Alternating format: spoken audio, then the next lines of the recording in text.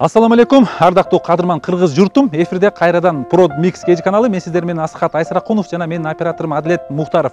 Бүгүнкү Кыргызстандын кыйын кырдаалында Бишкек шаарынын чекелеринде жайгашкан Калыс Ордо теңдик жана алтын казык жаңы конуштарында абал кандай?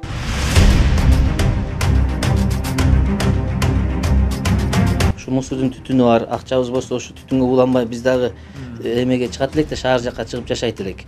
Ayarlı katmarlı invalidler var da, pensioner, çakır больнойлар var da, şöyle disiplini kıynalı otar. Tütün algan için çıktık da mı işte Günүмдүк акча таап оокат кылган карапайым эл карантинде кантип жатышат? Аларга продуктулар жетип жатабы? Кандай абалда жашап жатышат? Мамлекет тараптан жаңылыктардан чыгып аткандан тилекке каршы келелик. Соопчулук үчүн, балдарыбыз үчүн биз коо жашарыбыз жашадык. Балдарыбыз жашап аз кыйын болуп атат да бизгечи ошо. Школьник болот, эч жака чыга албайт. Ошон үчүн отуруп атабыз. Bu Kırdıvay bir deyip koyduk ki, onlar da kıynalı otar. Kvartirantar особенно. 18-ге толду. 2011-жылы апасы каза болгон. 2014-жылы атасы каза болду. Элдер өздөрүнө эле жардам берип атат. Партиялардан болобу, саясатчылардан болобу, мындай чоң бир бизнесмен, атактуу адамдардан бу тилекке каршы келелик.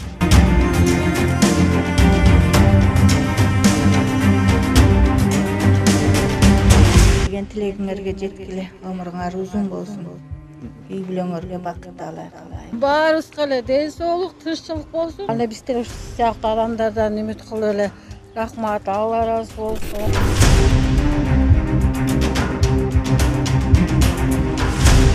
Помощь деген эчтеке ала элекпиз. Кварталга кайрылдык, списокторуну бердик.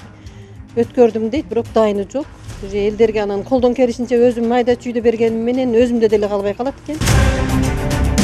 Ошо квартирада турам, күйөөм каза болуп калган, 3 балам бар. Күнүмдүк жумушта иштейт. Жолдошум жок. Жашабайм ошо. 4 балам бар. Эң кичине балам оорукча. Элге карап кой элек, ким келе калат, ким жардам берет деп койлоп отурабыз. Айла жок, эми эмне кылабыз, биз деле мынтип сураналы деген жерибиз жок. Чогуу биргеликте жардам берүүнү каалоочулар болсо, эл сом эсеби ачылды. Биз менен байланышыңыздар. Келиңиздер, ушундай кыйын кырдаалда баарыбыз биргелешип, кыргыз элине, карапайым калкка, кыйналып жаткан калкыбызга жардам берүүгө аракет кылалы.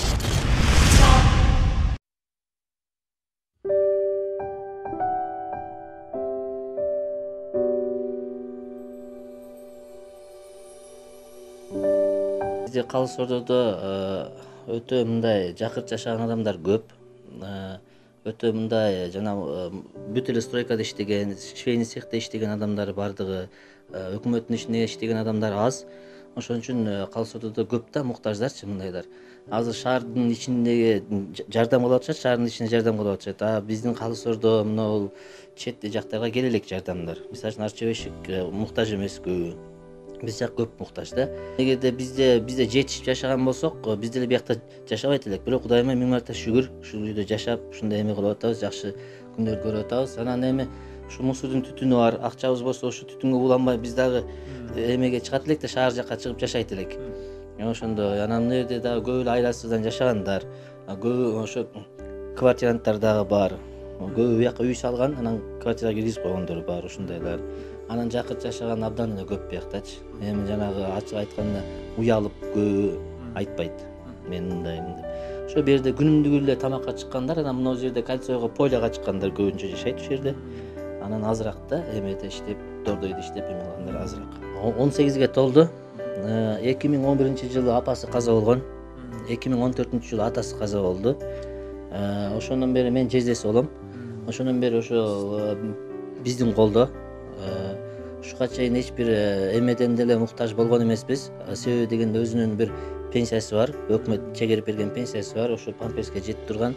Анан ошол азыр мына документтери боюнча кичине пенсиясы 18 жашка чыккандан токтолуп калган. Анан документтерин карайлы десек, ата энеси курман болгондон кийин каяка койгонун билбейбиз.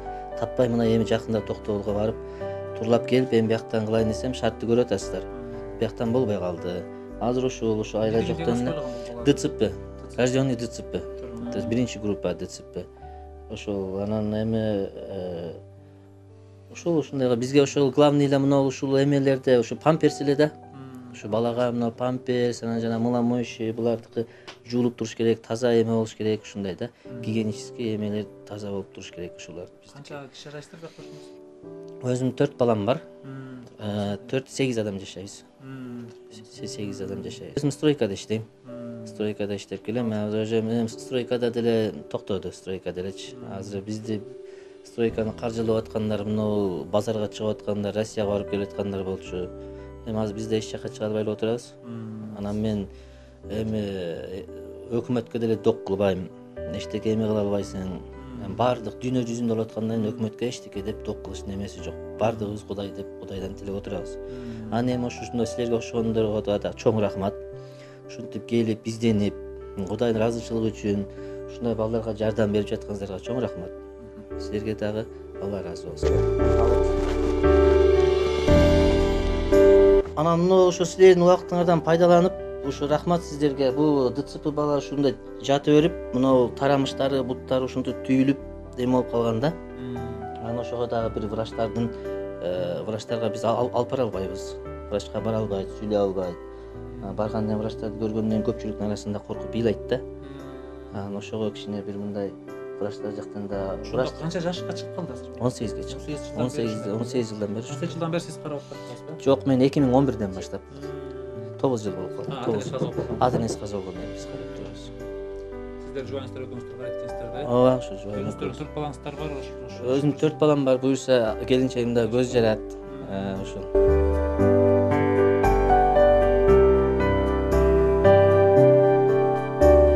Аярлуу катмарлуу инвалидтер бар да, пенсионер, чакыр больнойлор бар да.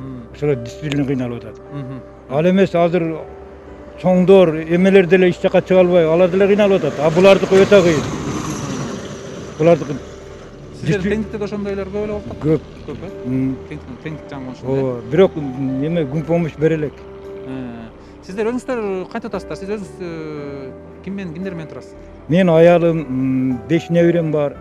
2 балам 2 келин Москвада. Алар акча салып атышат, бирок 15-ден кийин берет деп бербейт. Тыйын банктар жабып. Ооба. Эми 9-ында пенсия беребиз деген почта банкоматтан канча алабыз, аны билбейм. Атак азырынча жакшы эле продукттарыңыз жетип атабызбы? Меники жетчү. Аярлуу сакыр пакырлар, көп балалар бар. Действительно көп балалар. Күнүмдүк иштеген Кырдыбай бирже деп коет го. Алар да кыйналып атат. Квартиранттар особенно. Алар же чыгара албайт эч ким. Туурубу? Мына алтын казыкта турам. Алтын казык. Свалканын эмесинде. Свалкан ошо мусордун жанындабы эмне? Жок, мына орточо эмне. Орточо болуп калат э? Кандай болуп атат эми мында азыр көп күн болуп калып атат, мына 10 күндөн ашты. Мындай ошол жаңы оңуштуулардын жашоосу кандай болуп атат? Сиз өзүңүз кандай болуп атасыздар? Сиздер мындай продуктуну жакшы эле кенен кылып алдыңар беле? Жок, кыйналган үчүн чыктык да, иштеген 5 сом болсо. Сатып Жаңы- аткылабыз да, сен бакканда иш токтоп калды. Бүгүн чыктык, канча күн жаттык үйдө. Бирок сиздерге азыр мындай эме болгон жок э? Иштебегиле деп бияка Иштебегиле деп айтып кетти. Болду Айтып эле кеттим, эмне кыласың башка? Бүгүн баштадыңыздарбы же? Бүгүн баштадык. Бүгүндөн баштап иштеп баштадыңарбы? Өзүңүз канча балаңыз бар? Менде 5 балам бар. 5 балаңыз бар э? Мурун ушундай кирпич сатысыңар анан токтоп калды азыр э? Бул өзүңүздүн инилериңизби? Иним болот. Бир кирпичти канчадан сатасыңар ошондо? Бир кирпич 3 сомдон баланат да. 3 сомдон баланат. Бүгүн эми канча кирпич куюп койдуңар ошондо? Мына Жаңы эле баштадыңарбы? Эми 1 саат 2 саат иштеп кетебиз, кайра эртеден кечке элемесем, кичинеден болсо да куюп кое берелик деп. 1 саат болсо деле. Антпесеңер үйдө турганда уже эме болуштады да, продукт сатып. Продукт бүт эле түгөн болуп атат. Барбы?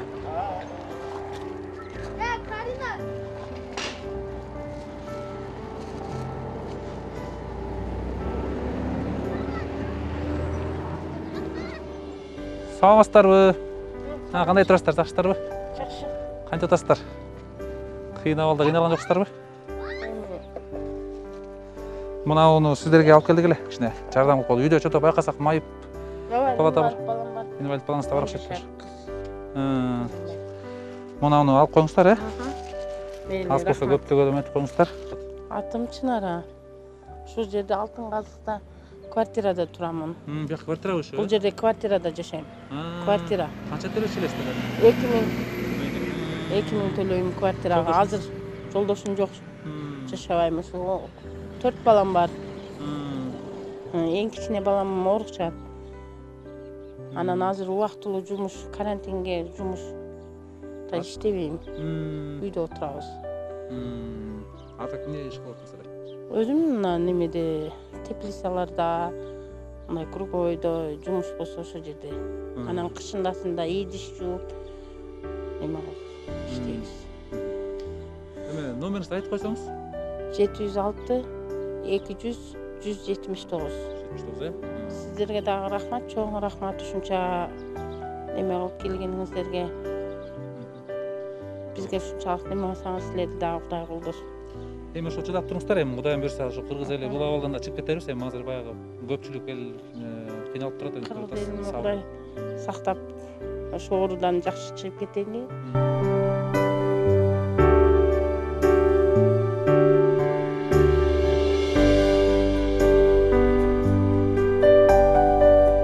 Ушинтип үйдө эле ушу балдар менен да.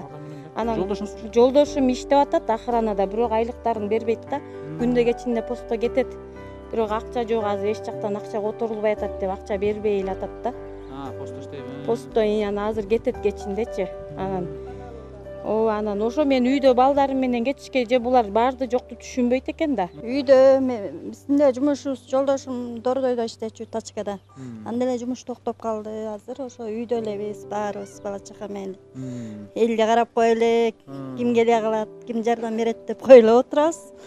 Айла жок, эми эмне кылабыз? Биз деле мынтип сураналы деген жерибиз жок. Эми шартка байланыш ушундай болуп атат биз деле. Ошо Продукттун убагында да жетишпей калдыңыздар. Продуктуга жетишпей, убагында акча тыйыныбыз деле болбой калды. Алып алалы десек акчабыз деле болбойт. Күйөөм күнүмкү тапканы күнүгө эле кетет, күнүмкү эле иштечү да. Ошо калганыбыз үйдө бала чака менен эле.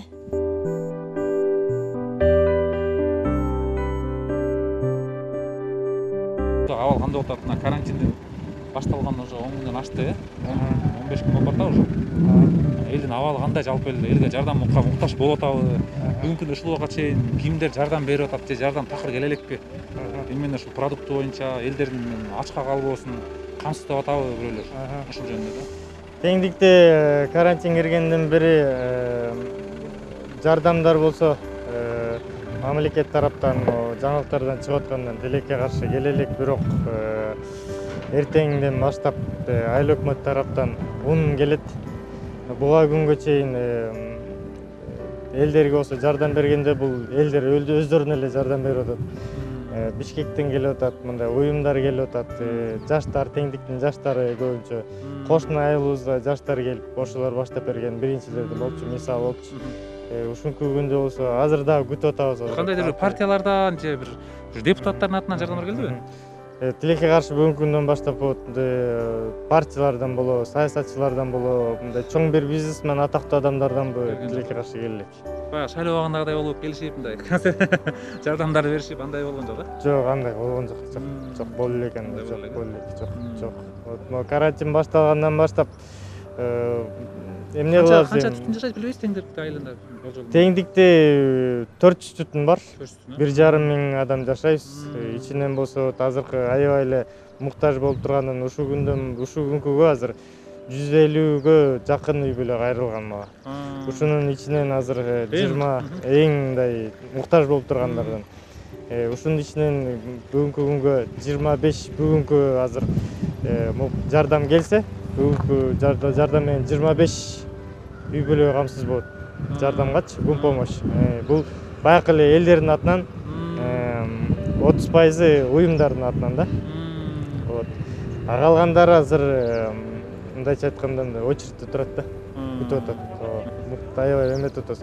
Эми эмне кылабыз? Ошонун ичинен мындай майып, мындай үй бүлөдө майыптар бар, ошондой канча үй бүлө бар? Майып болуп тургандардан биринчи категория деп коебуз, бул пенсионерлер, многодетный үй бүлөлөр, ошо инвалидтер эле. Ушулар жалпысынан айтканда 20-30 чакты үй бүлөбүз бар. Аябай муктаж болуп турган, биринчи каралгандар ошолор.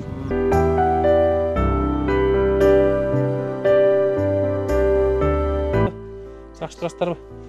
Мунуну бир аз сиздерге жардам кылып алып келдик эле. Рахмат. Кичине аз болсо көп дегор. Салам алейкумдар, кандайсыздар? Жакшысыздарбы? Силерге жеткиле, өмүрүңөр узун болсун. Үй бүлөңөргө бакыт таалай каалайбыз. жараша ошо азыркы ушул жердеги Алтын Казык айылдын тургундары кыйналып турат да. Көбүнчөсү да? Көбүнчөсү, бардыгы да, көбүнчө, өтө көбү. Эми булар иштейин десе жумуштары жок. Бул жака чыгып, свалкага чыгып иштечү эле. Алар да жаап токтотту. Эч ким эч нерсе албайт. Күнүмдүк тамак ашына иштешчү эле да. Күнүгө иштеп, күнүгө үй бүлөсүнө эмне тамак аш алып келчү. Эми ал жумуш жок азыр. Булар өтө муктаж азыр ушул үй бүлөсү менен күнүмдүк тамак аш. Бирок анча-мынча жардамдар келип атат да? Келип атат. 2 күн мурда келиптир, бирок тийгендерге, тийбей калгандарга да көп болуптур. Өзүбүз көп болдук бул жерде, бирөөлөргө тийбей калыптыр да. Тийбей калды, бирок көп бул жерде бардыгы муктаж деп айтсак да болот да. 90%. 90%. Квартиранттар да көп бактайбы? Квартиранттар да көп, анан жакыр жашагандар да.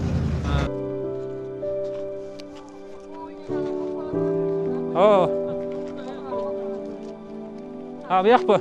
Шо. Азыр байке барабыз сизге азыр, туттуруп азыр барабыз.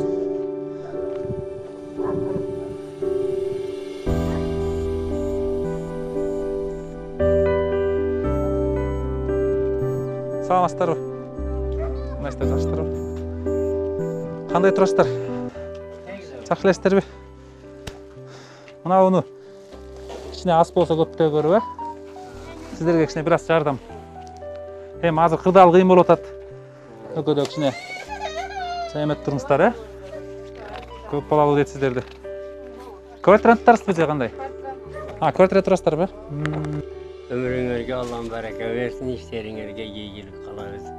Дайым эл үчүн элдин кызматта болуп жүрөбүз.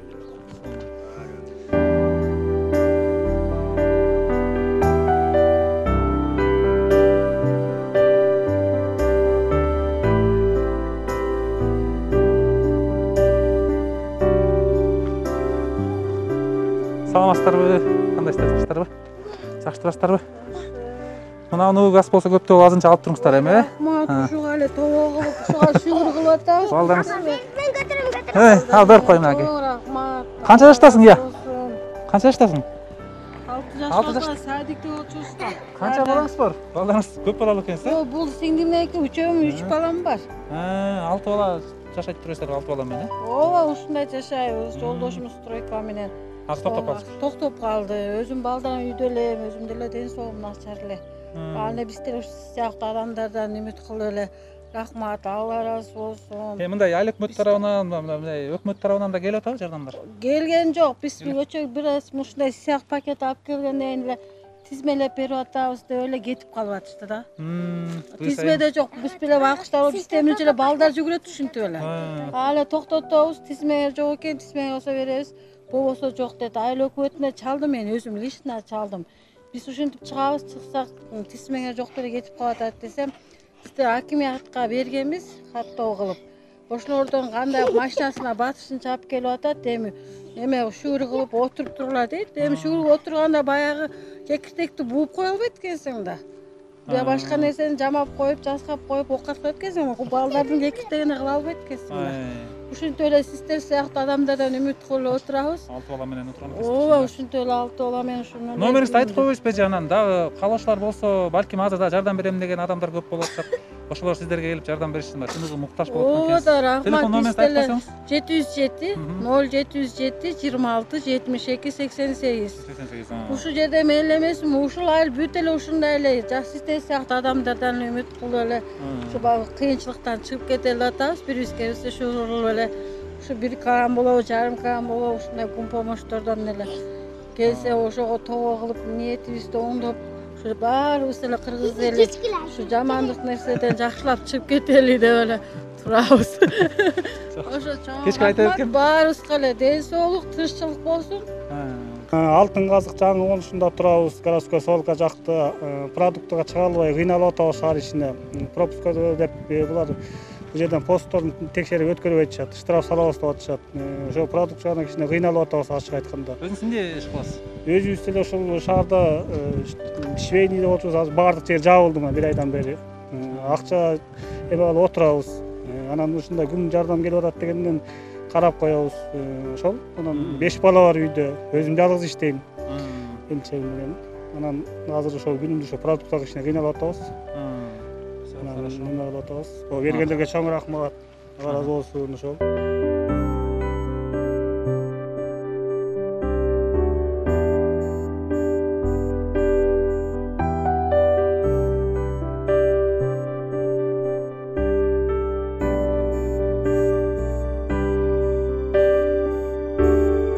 Kvartirantlarız. Aha. Varız, matematikçilerimiz. Ушул эмеде алтын казып. Yok, tenglikte. Теңдештер бе? Az bu yoqdan olgandan keyin bu yoqqa. Bu yoqdan çalışqanda shunday deganimiz kelayotganmiz. Biz жумуш жок, мынакей үйдө жатам, карантин. Мен өзүм иштечимин, Москвада. Азыр үйдө жатам. Таласка ала албайм, эме ошол жакта үйдө. Мыякта практикантын турам, ошо сен кыйналып ошентип отурабыз да, үйгө чыкпай. Практикаларым да. Өзүңүз ушул алтын казып турасыз? Алтын казып турам. Номерди айтып койбойсузбу азыр? Дагы биз видео эменде чыгарабыз да, анан ошол номер жок да, телефон жок вообще. Просто бизден башка да жардам бергендер болот, чалып келишет эле да. Азыр жардам берип атышат көп кишилерчи. Азыр bu yoqdan уктук, ошон үчүн алдыңарды тосуп чыктык. Капа болбосоңор ошо бизге жардам керек, ошол бизге. Башка Бизден эле эмес, башка элден да жардам болот. Ошо элден да жардам болсун. Ошо баягы бузурманчылык, жардамчылык, баягы соопчулук үчүн, балдарыбыз үчүн биз коо жашарыбыз жашадык. Мына балдарыбыз жашап азыр кыйын болуп атат да бизгечи ошо. Школьник болот, эч жака чыга албайт. Ошон үчүн отуруп атабыз биз, ошон үчүн чыктык. Кызыл Аскерде Тверская 34-тө турабыз. 11 семьябыз бар. 11 семьяда мындай убактылуу жумушта иштегендиктен азыр 3-4 балдары бар. Ушуларга мына продуктардан кыйналып атышат. Ошого эми кичине жардам берип койгонуңарды суранабыз. Ошо мына ооруга байланыштуу күнүмдүк Шведада иштегендер бар, күнүмдүк стройкада иштегендер бар, баары токтоп. Бул жерде негизи канча үй бүлө жашайт азыр? Негизи 11 үй бүлө жашайт. 11. Ичинен көп балалуу бар, көп балалуулар бар, 4 балалуу бар, 3 балалуулар бар, анан пенсионерлерибиз бар. Ошентип отурушат. Ошо силер менен бир баарлашып неме кылалы дедик эле. Негизи мындай помощь деген эчтеке ала элекпиз. Кварталга кайрылдык, списокторуну бердик. Өткөрдүм дейт, бирок дайыны жок. Уже элдерге анан колдон келишинче өзүм майда чүйдө бергеним менен өзүмдө деле калбай калат экен.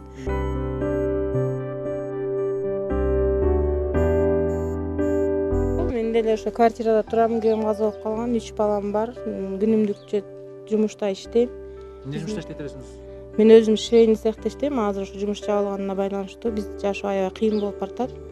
Колунан келгендер жардам берип койсо жакшы болмок. Чогуу биргеликте жардам берүүнү каалоочулар болсо, эл сом эсеби ачылды. Биз менен байланышыңыздар. Келиңиздер, ушундай кыйын кырдаалда баарыбыз биргелешип кыргыз элине, карапайым калкка, кыйналып жаткан калкыбызга жардам берүүгө аракет кылалы.